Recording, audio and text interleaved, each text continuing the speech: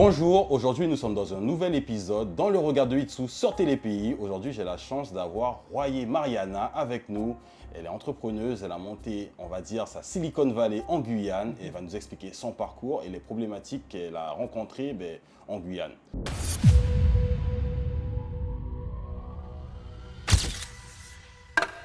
Bonjour Itsou. Ça va? Oui, merci en tout cas pour cette invitation. Merci à toi pour le temps que tu m'accordes. Alors, tu es quelqu'un de connu dans le pays, tu as fait beaucoup de choses pour le pays, mais il y a très peu de gens qui connaissent vraiment l'envers du décor. Alors, si tu le veux bien, est-ce que tu peux nous raconter comment tu as commencé et puis ensuite d'où tu es parti et qu'est-ce qui t'a emmené à venir faire ça en Guyane et surtout, le plus important, les problématiques que tu as rencontrées parce qu'on a entendu, il y a des histoires autour de tout ça. Et on voit que quand même, tu te donnes dans le milieu. Et on aimerait savoir un peu, voilà, ton histoire. Eh bien écoute, j'ai un doctorat en chimie des substances naturelles, donc passionnée par la chimie des plantes. Félicitations. Merci. C'est beaucoup d'études. Oui, c'est beaucoup d'études, c'est vrai. Plus de 8 ans avec un post-doctorat pour peaufiner mes projets de recherche.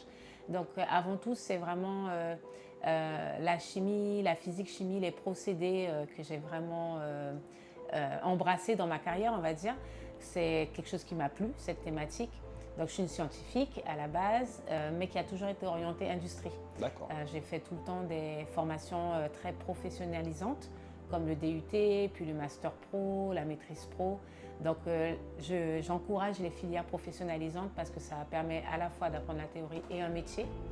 Et j'ai atterri en doctorat un peu par hasard parce que j'ai eu une équivalence de mon Master Pro pour pouvoir faire un doctorat. D'accord. Par rapport au fait que j'étais majeure de promotion à l'université Paul Sabatier de Toulouse. Merci. Et c'est ce qui m'a permis donc de faire une thèse en Guyane, de rentrer en Guyane pour faire une thèse sur les arbres amazoniens. D'accord, donc ça a commencé comme ça. Ça a commencé comme ça, découverte des arbres et de leur haute technologie, on va dire, comment on m'a demandé d'expliquer par les molécules comment certains arbres comme le wapa, la bagasse, le cèdre cannelle par exemple, ou encore le wakapu, résistent aux champignons, aux termites ou à l'absorption de l'eau, alors que d'autres arbres vont gonfler, vont pourrir, etc.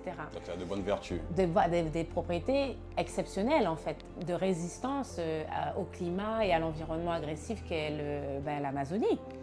Et c'est comme ça que j'ai découvert cet extraordinaire système immunitaire, je l'appelle comme ça, des arbres, qui leur permet en fait de créer une chimie de défense. Et ces petites molécules baignent dans leurs cellules. Et j'ai appris ces molécules-là, je les ai découvertes et j'en ai été passionnée. Et puis, par la suite, on m'a invité à faire un post-doctorat au Québec vis-à-vis d'une thèse qui a été excellente en Guyane. J'ai publié plusieurs articles scientifiques sur le sujet et ça m'a permis d'être vue à l'international et d'être invitée au Canada à poursuivre mes recherches. Donc, je suis partie à l'Université Laval de Québec en 2008, juste après ma thèse. Et là, le domaine, c'était de continuer sur les molécules du bois, mais de regarder ce qu'il y avait dans les déchets de l'industrie forestière. D'accord. Et là, je me suis rendu compte... Donc quand tu dis les déchets, un peu, c'est vraiment... Okay. En fait, tout ce qui reste, par exemple, les écorces, les copeaux, les sciures. Les choses qui ne sont pas utilisées Voilà. Dans et on parle d'en 2008, à l'époque, il n'y avait pas encore beaucoup de centrales énergie. D'accord. Donc, certains déchets au Canada étaient enfouis sous terre. Ok. Parce qu'ils ne savaient pas comment faire au niveau de la scierie pour s'en débarrasser. Ok. Et c'était un enjeu pour les scieurs parce qu'il fallait réussir à trouver une façon de s'en débarrasser. Oui, sinon ça accumule. Ça accumule et les nappes phréatiques étaient... Donc, on m'a mis sur ce sujet de recherche pendant 2 ans et j'ai fait un constat. J'ai fait un constat que l'industrie conventionnelle gaspille énormément de ressources. Elle appelle déchets des ressources qui contiennent encore beaucoup de richesse en fait. Richesse, oui. Et qu'on pourrait valoriser. Et ça, du coup, ils le savent à cette époque que ça contient beaucoup ou pas du tout? Aujourd'hui, oui. Ok, aujourd'hui, ok. Mais là, on est en 2008-2009. D'accord. Et on a fini cette étude en 2011-12. Okay. Et c'est face à ce constat qu'on pouvait faire des choses. En fait, dans mes recherches là-bas, j'ai découvert que, par exemple, les écorces des arbres de la forêt boréale étaient la partie la plus riche de l'arbre en composés actifs.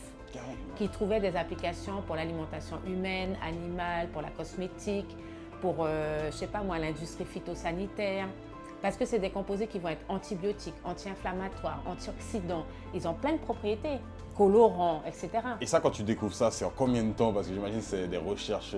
En fait, j'avais commencé ma base, bien sûr, en Guyane sur les arbres avec la relation mécanique, protection, etc. D'accord. Et là, ça m'a permis de poursuivre et de faire plutôt cette fois-ci une relation de comment appliquer ces composés-là à l'humain, Ok. s'en Ok. servir. Et de travailler à partir d'un déchet, j'ai trouvé ça extraordinaire parce que je me suis dit, mais finalement, la molécule que j'obtiens vaut plus cher que le bois d'œuvre qui est fourni par cette industrie depuis des siècles. Et en plus, Et ça aurait dû être l'inverse, en et en fait. plus, Tu tu vois. résous deux problèmes du coup. Et on Parce résout des qu'on problèmes. ne va plus les jeter pour rien. Exactement. Ok. Et on a proposé donc ce postulat en disant ben, pourquoi pas extraire les composés actifs avant de brûler l'écorce ou d'en faire autre chose qui est à moins haute valeur ajoutée, disons. Ok. Et c'est sur ce concept que j'ai travaillé au Québec. J'ai créé ma première start-up pour faire une preuve de concept. Et j'ai mis en place la toute première filière québécoise, canadienne, qui a fait la relation entre la scierie, qui fournissait des écorces, et la cosmétique mondiale, qui attendait des ingrédients naturels et durables. Ok. C'était la nouvelle tendance de l'industrie cosmétique en 2010. Elle faisait un virage vert parce que les consommateurs en cosmétique ont été les premiers à dire « je ne veux plus rien mettre sur ma peau qui soit nocif pour moi et la planète. Je veux être sûr d'où viennent les ingrédients, je veux être sûr que c'est responsable et durable. » Et nous, avec cette première start-up au Québec, on a amené une première solution d'upcycling d'un déchet en quelque chose de haute valeur pour les cheveux, pour la peau, etc. Alors, l'upcycling, pour ceux qui ne savent pas, Ouais. C'est d'augmenter la valeur, de recycler Ok. finalement un déchet qui devient non plus, qu'on n'appellera plus déchet. Déchet, du coup. Il va devenir un coproduit Ok. d'une industrie existante. C'est revaloriser en fait. C'est revaloriser. Ok. Ok. Et ça, franchement, ça me passionne. Je pense qu'on peut faire beaucoup dans l'industrie en améliorant tous ces processus de valorisation des produits, des coproduits. Finalement, un déchet n'est pas un déchet. C'est sûrement une nouvelle source pour faire autre chose. C'est juste qu'on ne le sait pas encore. On ne le sait pas encore. Ok. Et comment l'appliquer. Trouver les meilleures applications qui donnent le plus de valeur à ce produit. Donc, j'ai commencé comme ça. Ma start-up, finalement, elle a fonctionné. Elle a du coup amené quelque chose de nouveau à l'industrie cosmétique. Il y a eu les défis quand même pour pouvoir montrer, parce que la cosmétique, les écorces, c'est un peu... La scierie et le monde de la cosmétique ne se parlaient pas. C'est sûr. Donc, c'est deux mondes qu'il a fallu joindre avec des preuves d'efficacité, de la science, évidemment, de la preuve, et en même temps du glam. Et donc, j'ai amené le concept qui s'appelle The Tree Skin for Your Skin, donc la peau de l'arbre pour la peau de l'homme.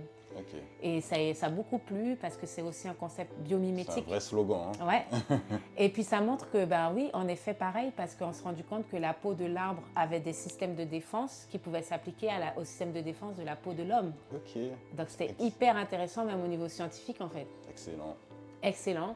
Et du coup, je me suis rapprochée de gros industriels de la distribution d'ingrédients qui ont fini par me proposer le rachat de la start-up et de sa technologie pour la rendre pérenne. Et ça a été un exit en 2018 de ma start-up. Ok, donc en 2018, c'est bon, tu as vendu J'ai au Canada. Voilà, j'avais déjà un partenaire distributeur exclusif qui avait pris des parts et qui a pris la totalité de la technologie. On avait breveté plusieurs ingrédients de la forêt boréale. Et j'avais fait le tour parce que je voulais absolument, quand j'ai vu que je pouvais faire ça au Canada, évidemment dans ma tête, il fallait que je rentre à un moment donné au pays pour faire la même chose. C'était pour moi une évidence. Et comme l'industriel ne pouvait pas me promettre à ce stade de me suivre dans cette aventure amazonienne, j'ai préféré laisser l'opportunité professionnelle là-bas, de travailler en continu avec eux et de rentrer avec mes compétences acquises de cette expérience en Guyane. Donc il faut dire que quand même, tu as fait un compromis. Tu as réussi à faire quelque chose, tu as vendu, tu étais plus ou moins à l'aise là-bas. Tu aurais pu juste te dire, je reste sur mes acquis, continue là-bas. Continue à breveter. Maintenant, tu t'es dit, je vais essayer de faire quelque chose pour ma Guyane. Pour mon territoire. Ouais. Et puis pour l'Amazonie, à plus large échelle. Okay. Parce que les deux forêts la forêt boréale, elle a une résistance incroyable. Hein. C'est tout ce qui protège le nord de la planète, on va dire. Puis pour moi, l'Amazonie, c'est un peu le poumon de l'humanité, des choses encore à apporter au monde. Je pense qu'on peut avoir un impact mondial grâce aux molécules de l'Amazonie. C'est comme ça que je le vois. Okay. Donc plus largement que la Guyane, c'était aussi cette forêt extrêmement puissante et qu'on doit respecter, préserver. Et en même temps, je pense qu'elle est là aussi pour nous apporter, pour qu'on puisse résister sur la planète, comme elle-même. Comme elle-même, ouais. Ok. Et du coup, quand tu arrives en Guyane, qu'est-ce qui se passe? Tu te dis tout de suite, bon, je vais étudier un peu peut-être la forêt amazonienne, ou tu avais déjà un projet vu que tu venais de... Tu viens en Guyane avec quel a priori? Moi, j'avais déjà en fait, mon modèle d'affaires a été éprouvé au Québec. J'avais Ok, déjà une base. Bien sûr, il faut réadapter parce que c'est pas du tout la même structure support qu'on a sur notre territoire. C'est-à-dire, quand je dis structure support, là-bas, il y a quand même une industrialisation qui est forte. Donc, tu as des structures support industrielles sur lesquelles tu peux t'appuyer, d'accord. ne serait-ce qu'en machinerie, en stock. Voilà, tu as des facilités. Ici, c'est... Ah oui, c'est Il y a beaucoup des plus choses ici que j'ai compliqué. découvertes qui n'étaient pas structurées. Voilà, donc, j'avais quand même donc, le modèle économique que je pouvais transposer, mais à réadapter. J'ai dû me réhabituer aussi à l'administration française, puisque bon, là-bas, c'était une administration totalement différente en termes D'ailleurs, d'entrepreneuriat. lequel... Bon, il n'y a pas de meilleur, j'imagine, mais il y a peut-être un C'est plus différent. adapté, un plus rapide pour ce que tu fais, c'était... Ça dépend, franchement, Ça je dépend, pense, ok. ouais. C'est, parfois, au départ, c'est plus la méconnaissance du système. Ok, Au début, tu dois tout réapprendre, quoi. c'est sûr. C'est ça qui est un peu plus... Voilà, mais ça a été vite parce que j'avais commencé à faire... au Québec, déjà, j'avais commencé à faire venir des échantillons pour tester certains éléments. J'avais déjà des pistes. Donc, c'est pour ça que Biostratège, pour moi, c'était une évidence, tu vois. C'était la société fille, finalement, de ce que j'avais créé en 2011 au Québec. Et donc là, j'ai installé un petit labo en incubateur. Et puis, chez GDI, près du campus universitaire. Guyane Développement Innovation. Ouais. Là où d'ailleurs, sur ce campus où j'ai commencé ma thèse, hein, donc je suis revenue, tu vois, Au petit Racine. laboratoire, commencer déjà à faire une sélection des plantes, sur quelles plantes on pourrait travailler, qui auraient été intéressantes d'un point de vue composé naturel, propriété, bien fait quoi, mais également au niveau accessibilité de la plante sur le territoire. Et c'est là que j'ai découvert effectivement que nos plantes de la pharmacopée n'étaient pas plantées, D'accord. c'est-à-dire qu'elle fait partie de nos jardins créoles, et encore les jardins créoles se perdent beaucoup, D'accord. mais elles ne sont pas mises en agriculture, c'est-à-dire qu'il n'y a pas de filière. D'accord. Donc, si, imaginons qu'il y a un problème, que il y en a pas en stock pour replanter, ce genre de choses. D'accord. Et c'est vrai que du coup, on a fait des sélections, mais en se disant elles sont cultivables, mais on n'a pas forcément tous les itinéraires techniques existants en Guyane. Il y avait très peu de données statistiques aussi sur la Guyane produit combien d'awara par année, combien de prunes de cythère, quel tonnage. Il n'y avait pas de données vraiment palpables. Ok. Du Donc, coup, tu vas sur un terrain vierge et tu dois tout refaire. tout refaire. Donc, comme je dis, creuser la route, mettre le Ok. bitume. Ah ben oui, là tu... Ok. Voilà. Donc, finalement, tu vois, on est 6 ans après, on peut vraiment être content d'avoir lancé quasiment 28 filières de plantes. Ok. Voilà. Et ça, c'est une fierté. énorme, hein. Et et je trouve que c'est extraordinaire. Puis ça a permis à des pépinières de faire des plants, des agriculteurs de découvrir des itinéraires techniques des plantes de chez nous et de vraiment aujourd'hui vendre ces plantes pour de la valeur ajoutée sur une filière qui a commencé à prendre son émergence. C'est aussi, moi je suis arrivée un peu avec cet esprit très militant de dire on a beaucoup souffert, je crois, j'ai entendu dire qu'on a beaucoup souffert de biopiratage en Guyane, de groupes qui venaient étudier nos savoir-faire, prendre nos plantes, etc. On en parle tout le temps en plus. Oui, et j'ai dit, la seule façon pour moi de lutter contre ça, c'est aussi d'occuper notre territoire. C'est sûr. Tout simplement, sur tous les aspects. Hein. Oui. C'est valable pour les plantes comme bien d'autres industries en fait. De l'étudier nous-mêmes, de le travailler. Et de connaître la transformation, d'avoir nos secrets de transformation et de faire favoriser aussi notre population locale dans l'utilisation de ces produits-là, la conscientiser aussi notre population locale pour qu'elle soit consciente de sa richesse, pour ensuite faire découvrir au monde et d'être fort de proposition et pas subir en fait du piratage ou de donner le là finalement, d'être ceux qui donnent le là. Et donc de ce fait, il faut monter des filières au moins de première et deuxième transformation en local, parce que plus tu avances dans ta chaîne de valeur, plus tu crées de la valeur. Okay. Donc de l'agriculteur qui va découvrir son itinéraire technique, planter la plante, nous vendre la plante à une certaine valeur. Nous, on récupère la plante, on va faire une première transformation, elle va acquérir une autre valeur. Une deuxième transformation, par exemple, on va aller chercher les molécules les molécules vont avoir une autre valeur. Ces molécules vont se retrouver dans un produit fini en France, à Paris, c'est une autre valeur encore. Et ces étapes-là, pour moi, il faut qu'on ait à minima une ou deux transformations locales pour pouvoir créer de la valeur ajoutée, du savoir-faire sur notre territoire. J'ai bien compris que tu ouvres les portes à beaucoup d'autres entreprises, mais du coup, où tu as rencontré vraiment le plus gros problème en le faisant en Guyane? Parce que, entre guillemets, au Canada, j'ai l'impression que ça fonctionnait plutôt bien. En tout cas, c'était... Il y avait des défis aussi. Hein. De toute façon, je pense que dans tout type d'entreprise, enfin, toi, tu dois bien le savoir, quand on entreprend, on a toujours des défis, des challenges. Bon, aussi... En plus, toi, tu en as des plus gros. Tu viens de... Il n'y a rien du tout. Ouais. Comme tu as dit, hein, tu dois mettre le bitume, tu dois tout faire de A à Z. Et... Mais c'est un beau défi, je trouve. C'était vraiment une aventure. Enfin, Biostratège est une aventure incroyable. Humaine, convaincre, fédérer. Ça te demande de la clarté dans ta vision, ça te demande d'être visionnaire. Parfois, les visionnaires ne sont pas compris tout de suite, ils sont compris longtemps après. Ça a souvent été ça, hein, que ce soit Steve Jobs, que ce soit dans le garage. Moi, j'estime que j'ai une vision. J'ai vu qu'on pouvait avoir une espèce de grande base Green Tech, Amazon Active Valley, je l'ai appelé comme ça. Okay, ça, c'est la finalité du projet pour moi, tu vois. Et tu vois, dans cette Amazon Active Valley, j'y crois, moi, personnellement. Voilà, je voyais les agriculteurs en synergie avec le laboratoire de recherche, les laboratoires d'application, la partie industrielle, fabrication, mais aussi la partie réglementaire, juridique, commerciale, marketing. Ça aurait été incroyable si ça se faisait. C'est un campus. C'est un campus. Oui, ça aurait été incroyable. Ça se fera. Parce que j'imagine que les seuls peut-être qui font un peu ça, c'est des Brésiliens peut-être ou des... Je crois que les Brésiliens ont bien compris et que nous, il n'y a pas de raison qu'on ne le fasse pas parce que l'avantage pour la Guyane, c'est d'être européen aujourd'hui malgré tout. Ce qu'on peut... je sais que c'est aussi quelques barrières à l'entrée d'être européen puisque tu as des normes qui ne s'appliquent pas tout le temps à notre territoire. C'est ça. On ne rentre pas tout le temps dans les cases, mais ça se travaille. Ça se travaille et l'innovation disruptive, elle existe. Donc tu peux travailler l'adaptation. Je pense, tu vois, on a tout pour innover. Et ça, c'est chouette d'avoir la place pour innover. Il y a des endroits, c'est saturé, tu peux même plus, tu vois. Ici, tu veux... Oui, il y a de la place en tout cas. Tu as des villes d'innovation. C'est ça, donc, tu peux créer des villes, ouais. Donc pour moi, que ça va se faire d'une façon ou d'une autre parce que l'Amazonie, il a décidé. C'est elle le poumon de la planète et dans tous les cas, si on ne la respecte pas, qu'on n'essaie pas de comprendre comment faire avec, l'humanité ne tiendra pas. Donc je pense qu'elle a les ressources et les solutions, mais il faut le faire de la bonne façon, dans le respect, la préservation des graines, la préservation des itinéraires, mieux comprendre nos plantes, mieux comprendre notre environnement.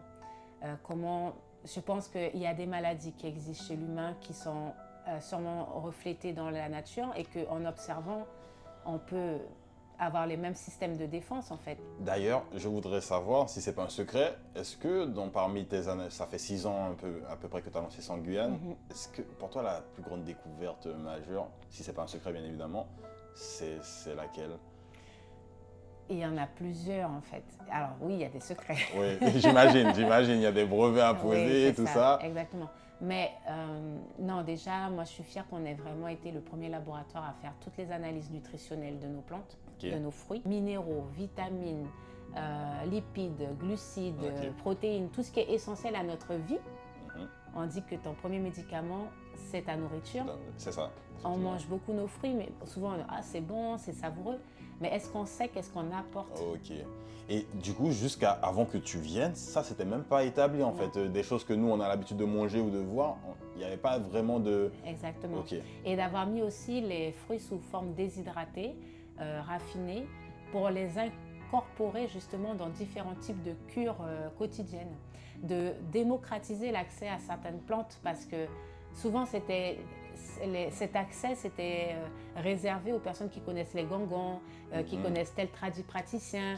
Tu vois, et la jeunesse du coup, si elle n'avait pas accès, elle le perdait. Alors je trouve qu'aujourd'hui, grâce aux réseaux sociaux, un marketing un peu plus péchu, un packaging plus coloré, une fiche marketing plus simple, de réussir à amener cette connaissance-là à notre population dans un premier temps, avant même de pouvoir l'amener à l'extérieur. Parce que je me suis rendu compte que même notre population ne savait pas que dans le Wassaï, tu as une quantité de calcium et de magnésium très élevée, Toi, tu vas aller prendre un comprimé de magnésium.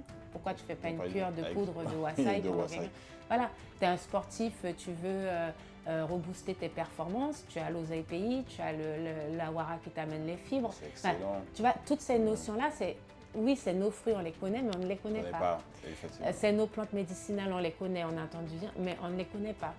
Ok. Jusqu'où on peut aller et trouver de nouvelles mêmes applications grâce à ces composés-là, inventer de nouvelles applications, pas que celles qui sont issues de la tradition, mais faire un lien entre science et tradition. Et moi, tout ce que je souhaite, c'est poursuivre mes missions dans ce domaine. L'entreprise est une forme de véhicule et qui permet de discuter avec toi, de parler de cette mission qui est derrière un produit, un service que l'entreprise amène. Eh ben, je suis très heureux que tu aies pu nous partager ton savoir, Mariana. Avec je te plaisir. félicite Merci. déjà et je t'encourage à continuer parce que Oui, tu es la avec seule la et on grâce. espère voir cette Amazonia Valley. Yes. Elle est naître. déjà en nous, elle est déjà en là, nous. petit à petit. Ok. Voilà. Mais bonne journée à toi et merci. Merci. À bientôt.